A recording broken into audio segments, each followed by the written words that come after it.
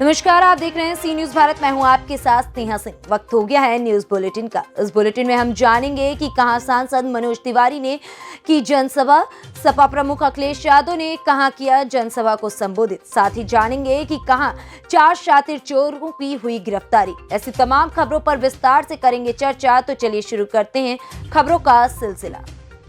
अंबेडकर नगर में भारतीय जनता पार्टी दिल्ली पूर्व प्रदेश अध्यक्ष प्रसिद्ध गायक सांसद मनोज तिवारी ने अकबरपुर विधानसभा क्षेत्र के अकबरपुर नगर में भाजपा प्रत्याशी पूर्व मंत्री धर्मराज निषाद के समर्थन में रोड शो कर भाजपा प्रत्याशी को मत देने की अपील की। सांसद मनोज तिवारी ने कहा कि भाजपा प्रत्याशी धर्मराज को विधानसभा पहुंचाएं।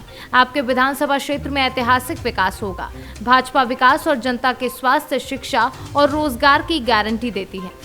भाजपा पूर्व प्रदेश अध्यक्ष सांसद मनोज तिवारी अपने पूर्व घोषित कार्यक्रम के अनुसार सोमवार को हेलीकॉप्टर द्वारा अकबरपुर नगर के संघतिया पहुंचकर दुर्गा मंदिर में पूजा अर्चना कर भाजपा प्रत्याशी पूर्व मंत्री धर्मराज निषाद के समर्थन में भाजपा क्षेत्रीय महामंत्री विजय प्रताप सिंह, चेयरमैन सरिता गुप्ता, भाजपा नेता मनोज गुप्ता गुड्डू, राजेश सिंह बबलू के साथ खुले वाहन में सवार होकर सैकड़ों कार्यकर्ताओं और गाड़ियों के काफिले के साथ शहजादपुर में पुलिस की लापरवाही और बद इंतजामी से लगे भयंकर जाम की वजह से बीच रास्ते के ही समय की कमी के कारण वापस अपने अगले कार्यक्रम खलीलाबाद के लिए रवाना हो गए। सांसद मनोज तिवारी के साथ भाजपा कार्यकर्ताओं का हुजूम रोड शो में चल रहा था। सड़क के ही किनारे घरों से काफिले पर महिलाओं और पुरुषों द्वारा पूरे रोड शो में पुष्प वर्षा के साथ योगी मोदी के नारे कार्यकर्ता लगा रहे थे।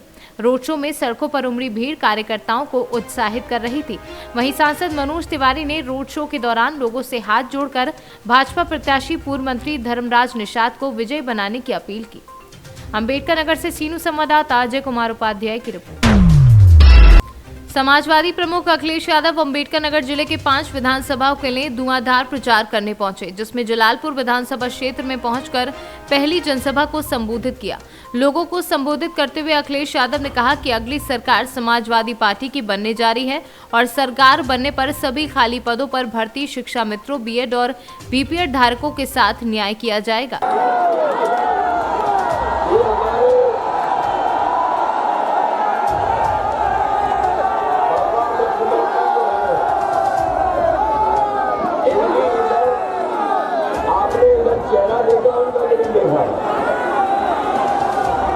बताओ 12 बज गए कि नहीं बज गए?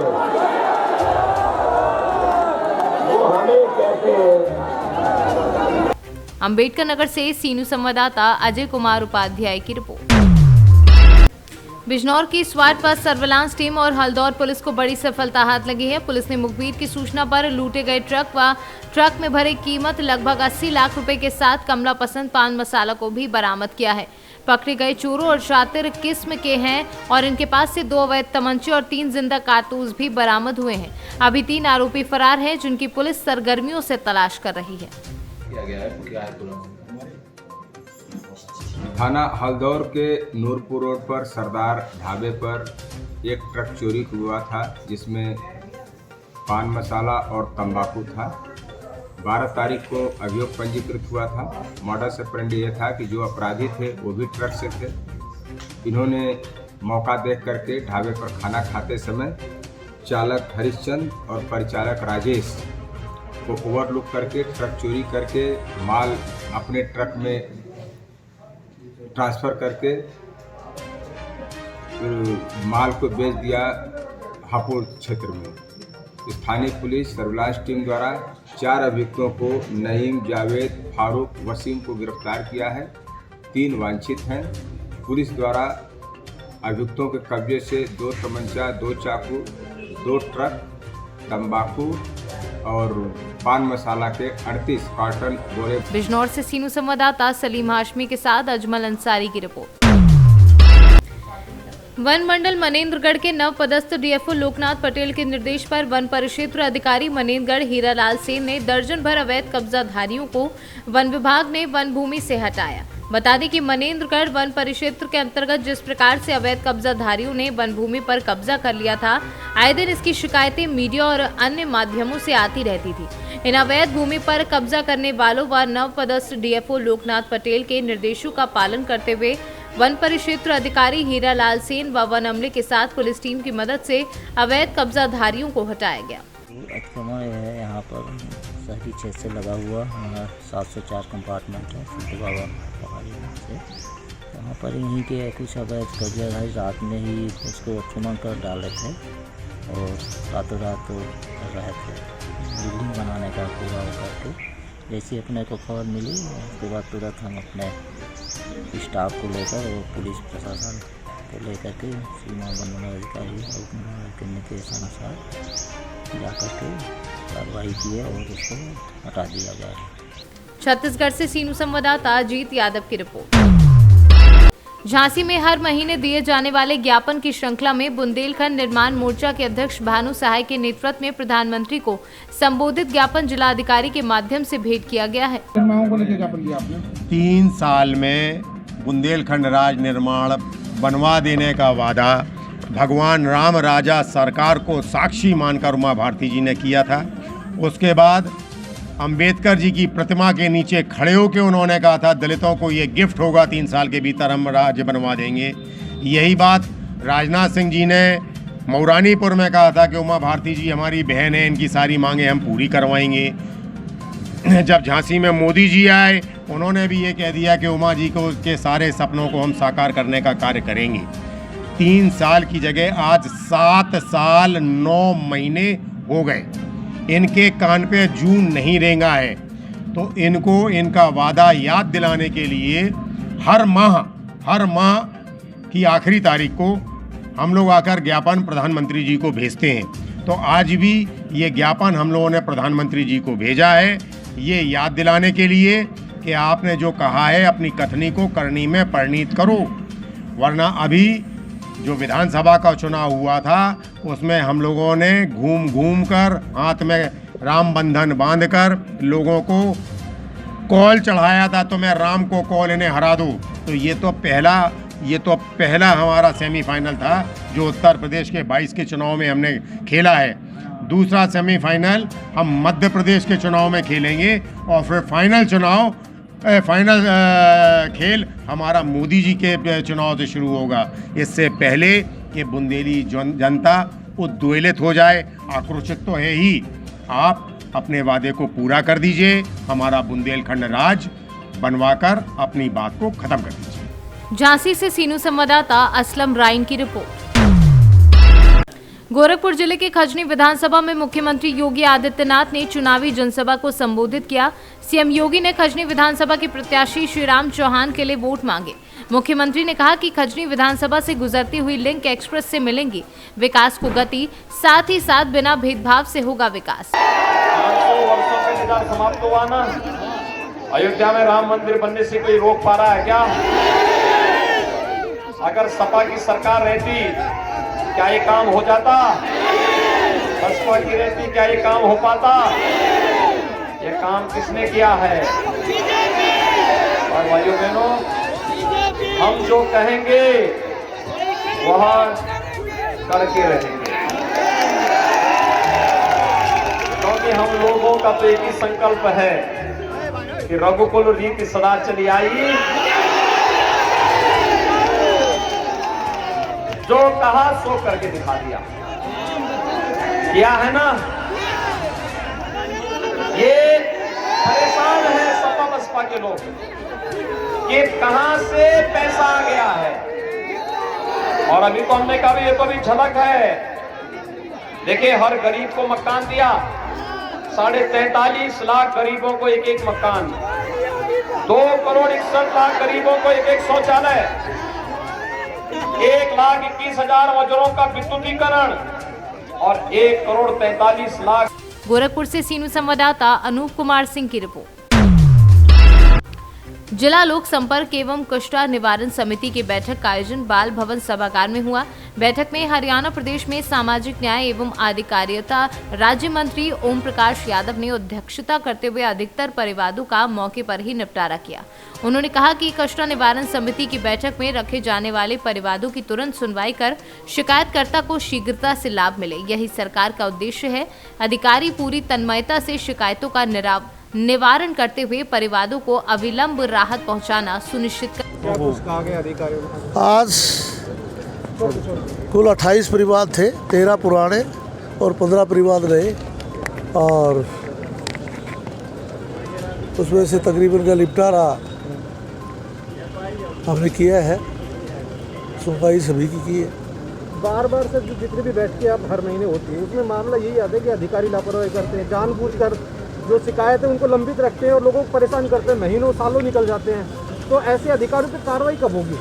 ऐसा ये एक शिकायतों का ऐसा सिलसिला है कि जिस शिकायतकर्ता को रिलीफ चाहिए वो चाहता है कि मुझे आज ही इसका फैसला मिले, तो इस प्रकार से, और